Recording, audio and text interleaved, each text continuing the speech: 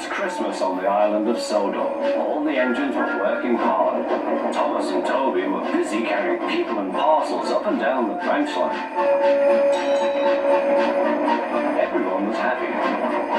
Only the coaches, Annie and Clarabelle, were complaining. It's always the same before Christmas, they groaned. We feel so full, we feel so full.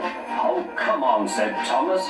Where's your festive spirit? Christmas Day is almost here. By the side of the track was a lonely little cottage with a familiar figure waving to them. It's Mrs. Kindly, whistled Thomas. Peep, peep, Happy Christmas! Thomas always felt better for seeing her. Christmas just wouldn't be Christmas without Mrs. Kindly. When work was over, Thomas went to see the other engines. All their coats had been polished. "Huh," said Gordon, "just look at us. Your driver will have to work fast to get you as smart as us."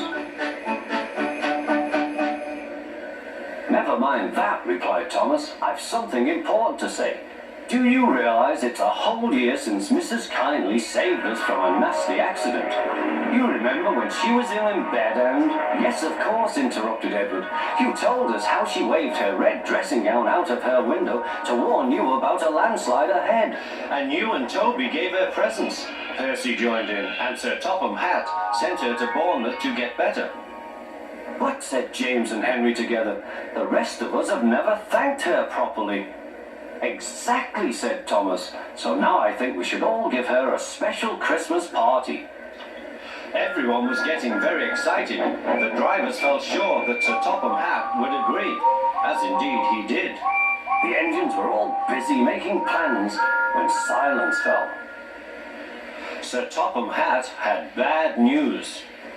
"The weather's changed badly. Mrs. Kindly is snowed up. Toby says he'll help to rescue her. You must help too, Thomas. There's no party unless you do." Thomas hated snow, but he said bravely, "I'll try, sir. We must rescue her. We must." "There's a good engine. You and Toby will manage splendidly." Thomas charged the snowdrifts fiercely. Sometimes he swept them aside, sometimes they stuck fast, and the men had to loosen them.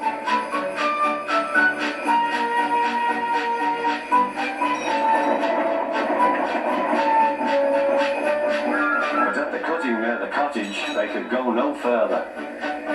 "Look at that!" exclaimed Thomas's fireman. "Peep, peep, peep! Here we are!" whistled Thomas. An answering wave came from an upstairs window. Then they heard a familiar sound.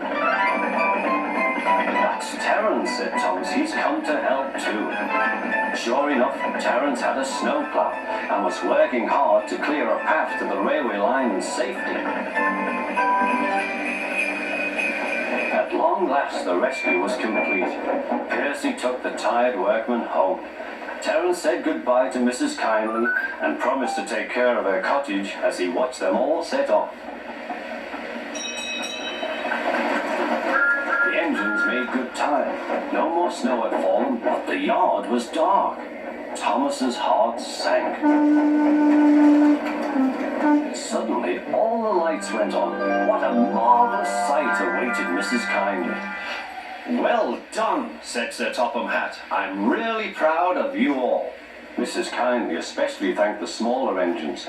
"Thomas and Toby are all friends," she said. "And now, Percy, you are my friend too." Percy was very pleased. "3 cheers for Mrs. Kindly," he called. "Peep, peep, peep!" They all whistled.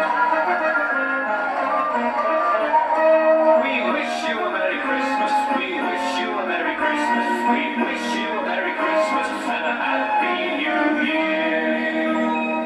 Thomas the Tank Engine and his friends thought it was the best Christmas ever, and Mrs. Kindly could think of nowhere she would rather live than here with them on the island of Sodor.